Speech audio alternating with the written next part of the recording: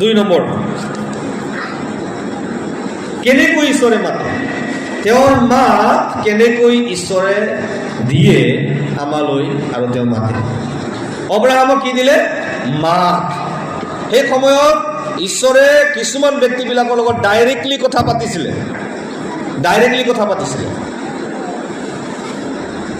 মাত শুনিব দিছিলে। আব্ৰাহাম, ঈশ্বৰে কৈছে তুমি তোমাৰ দেশ তুমি এৰি যাবা, আৱাজ ঈশ্বৰে শুনিবলৈ দিছে আব্ৰাহাম।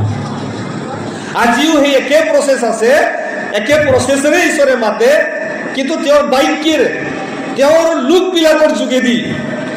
বাইবেলত আমি এতিয়া আব্ৰাহামৰ জীৱনটো চাইছো। আমি আব্ৰাহামৰ জীৱনৰ যিটো স্বভাৱ, আব্ৰাহামে যি কৰি গ'ল, তেওঁৰ জীৱনৰ স্বভাৱৰ যোগেদি আপোনাক মোক মাতি আছে।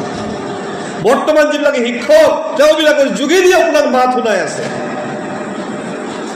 আৰু সকলোতকৈ ফাইনেল এই যিটো বাক্য ঈশ্বৰৰ বাইবেল, এই বাইবেলৰ বাক্যেৰে আপোনাক মোক মাতি আছে।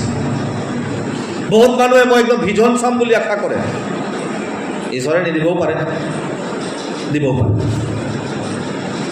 আৰু এইবিলাক আশা কৰা মানুহটো নিদিবও ঈশ্বৰে। এইবিলাক এটা চমৎকাৰ হয়, এটা অলৌকিক কাৰ্য হয়, ঈশ্বৰে কৰিব কৰে, এইটো ঈশ্বৰৰ হাতত আছে। আপুনি সদায় যদি নাই বোলে মই যিছুৰ চেহেৰাটো চাব বিচাৰিছোঁ, কিবা মানে এটা লাইট আহিবলৈ বিচাৰিছে, এইবিলাক নহ'ব। বাইবেল লৈ আহক, বাক্য লৈ আহক, এই বাক্যটো শুনিব লাগিব। বাক্য শুনাৰ যোগেদি আপোনাক মোক মাতে। ৰোমিয়া 10:17 ৰোমিয়া 10:17 এনেকৈ লিখা আছে,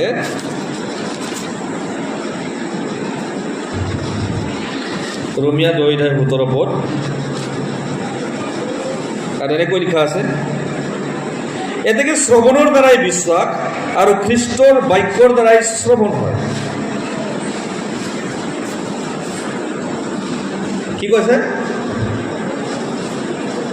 Your faith comes by hearing and hearing the word of God. আপোনাৰ বিশ্বাস আহে কেৱল মাত্ৰ ঈশ্বৰৰ বাক্য শুনাৰ দ্বাৰাই। কোনোবা বেমাৰী ভাল হৈ গ'ল প্ৰাৰ্থনা কৰি, তাৰ দ্বাৰাই আপোনাৰ বিশ্বাস নবঢ়িব পাৰে। কোনোবাৰ অভাৱ অভিযোগ পূৰ্ণ হৈ গ'ল, ঈশ্বৰে আশীৰ্বাদ কৰিলে, টকা পইচা দি দিলে, তাৰ যোগেদি আপোনাৰ বিশ্বাস নহ'বও পাৰে। সেই বিশ্বাস দুদিনীয়া থাকি যেতিয়া এই অনুভৱ যিটো শেষ হৈ যাব, আপোনাৰ বিশ্বাসো ফিউজ। কিন্তু বাক্যৰ যিটো বিশ্বাস, বাক্যৰ যিটো আৱাজ আপুনি শুনিছে, সেই আৱাজ শুনা যিটো বিশ্বাস, এই বিশ্বাসটোহে ইম্পৰ্টেণ্ট। মানে ঈশ্বৰে আপোনাক মোক তেওঁৰ বাক্যৰ যোগেদি মাতে। 1 নম্বৰ, কেতিয়া মাতে? যেতিয়া আমি পাপিষ্ট, যেতিয়া আমি বেয়া, যেতিয়া আমি পাপত আছো, তেতিয়া ঈশ্বৰে বাক্যৰ যোগেদি আপোনাক মোক আৱাজ দিয়ে, তুমি চাদাই খাই আছা, ঘূৰি আহা তাৰ পৰা। তুমি তামোলতে আছা, ঘূৰি আহা। তুমি মদতে আছা, ঘূৰি আহা। তুমি বেবিচাৰতে আছা, ঘূৰি আহা। তুমি এই ভাত চিন্তাত ঘূৰি আছা, ঘূৰি আহা। এইটো হৈছে ঈশ্বৰৰ মাত, এইটো পৰিস্থিতিত ঈশ্বৰে মাত। আৰু যেতিয়া আপুনি ভাবিলে হয় মই ভুলত আছো, এইটোৱেই হৈছে হয় মই ভুলত আছো মানি ল'লে, আৰু আপুনি এৰিবলৈ বাধ্য হ'লে, সেইটো হৈছে আপোনাৰ বাধ্যতা। এতিয়া আপোনাৰ বিশ্বাস আছে, তাৰ পাছত বাধ্যতা হ'ব লাগে। এতিয়া আপোনাৰ বিশ্বাসো আছে নাই, বাধ্যতা। তাৰ বিশ্বাস নহ'লে বাধ্যতা হ'ব নোৱাৰে। আৰু বাধ্যতা আগত আহিলে আপোনাৰ বিশ্বাস হ'ব নোৱাৰে, বাধ্যই হ'ব নোৱাৰে। আমি অৱস্থাটো তেনেকুৱা আমাৰ মানুহ জাতি। একদম ভালকৈ জানিব লাগে দেই, আমাৰ বাক্যবিলাক একদম স্পষ্টকৈ, সঁচাকৈ মানে সত্যতাটো কি হয়।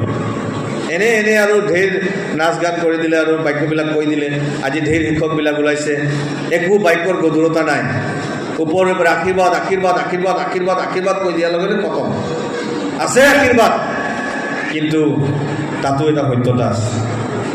তেতিয়া কি হ'ল? ঈশ্বৰে আপোনাক মোক মাতে তেওঁৰ বাক্যৰ। সেইকাৰণে একদম বাক্যৰে কথা কয়, সেইকাৰণে অধ্যয়ন প্ৰতিজনে কৰিব লাগিব বাইবেল। আপুনি য'ত ত'ত কোনোবাই মানে দৰ্শন পাম এই আশা কৰিব নালাগে। এতিয়া আমি কি আশা কৰিম? ঈশ্বৰৰ মাত শুনিবলৈ বাক্য 1 নম্বৰ। 2 নম্বৰ, বাক্য শুনিব লাগিব। তাৰ কাৰণে গীৰ্জালৈ, সেইকাৰণে আমি গীৰ্জালৈ আহক বুলি কওঁ। তেতিয়া বিশ্বাস জন্মিব, আৰু বিশ্বাস জন্মিলে তেওঁ বাধ্য হ'ব, বাধ্য হ'লে তেওঁ ঈশ্বৰৰ লগত খোজ কাঢ়িব। লিংক আছে এইবিলাক।